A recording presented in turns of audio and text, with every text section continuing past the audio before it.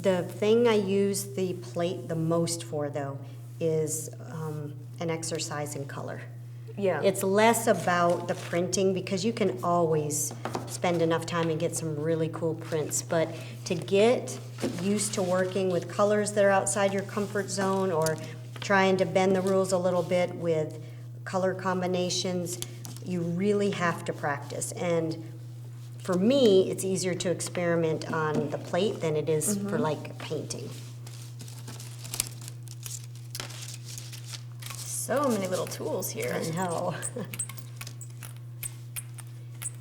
Okay, maybe I'm gonna try this toilet paper roll. That's a good one. I like that one. You can really bend and manipulate that. You don't have to use the shape that it comes off the roll on. But if you bend it and kind of morph it into something, you get some cool shapes out of that.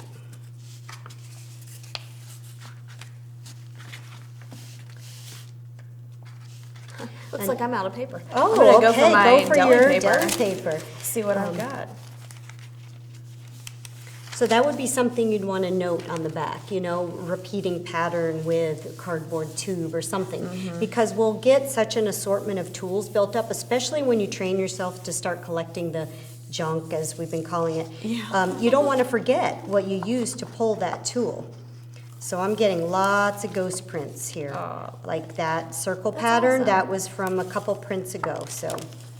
Now, if I was specifically creating prints for a project, I wouldn't consider these done. I'd go back and layer over them, but because we're building a reference journal, we definitely want to leave them as is and make our notes. So another thing I like to do is wet it, and this time make your marks really, really small, Okay. and then do the same thing, angling your brush. The smaller your mark, the more that water is going to pool in on itself. And if you are like me and you like to do repetitive marks, but you want them to look super organic, you'd like the way that as you go, each one is a little bit different. And it's the same thing with a line. I like using it wet. I This do is too. It's my exciting thing for me. Very, very favorite thing. I never use these pencils dry, and I rarely use this technique where I use it dry and wet it.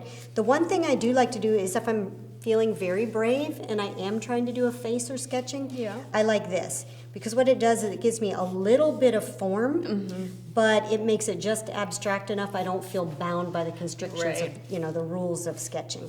Now, I've used these pencils before, but I have always used it like this. Dry, okay. Where it's dry and then you wet it. Yeah, nope. So this dipping it in the water first. Now the other thing you can do, dip it, and you'll want to really saturate it. And you can just scribble like a pretty heavy mark. And you notice, look, when I'm tapping it off, I'm getting some overspray of that. Also very cool. But that mark will drip. So you get some really cool looks like that. It's a shame it has to be a final layer, because I would love to incorporate that same very fluid look with black paint. But there's something about this black pencil that I'm not afraid to use it like I would be black paint. Yeah. It has a transparency about it that is really, but now that in itself, to me, I would love to just use it as a background. And for that, because it's reactive and I would be afraid to come in with paint and stuff, try using something like paint pens to come in close to those lines to get color built up, or a lot of text or that kind of thing. Nice. Very cool. I like these pages. I love that. Test one.